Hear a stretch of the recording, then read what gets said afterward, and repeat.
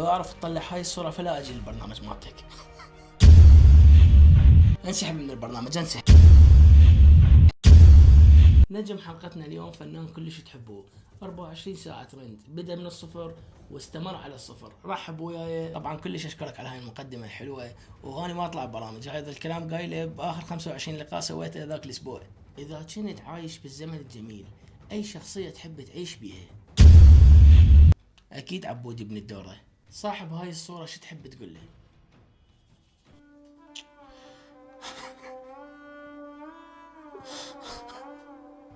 منو هذا اصلا؟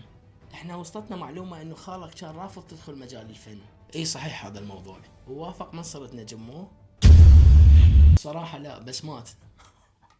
طبعا كلش اعتذر لي ان بكيتك. لا عادي ولا يهمك، بس والله اني ما احب جهالي يشوفوني بهذا المنظر. يعني ليش حضرتك متزوج؟ الحقيقة لا. هسه عندنا فقرة راح اعطيك سؤال وانت اقرا، تحب تجاوب عليه او لا براحتك.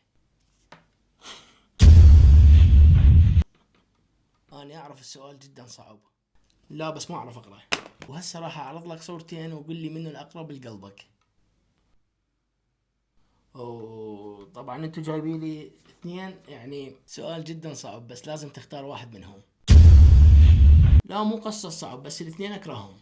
وهسه عندنا فقرة تتصل على صديقك المقرب ونسأله 5 أسئلة ونشوفه يعرف عن حياتك أو لا.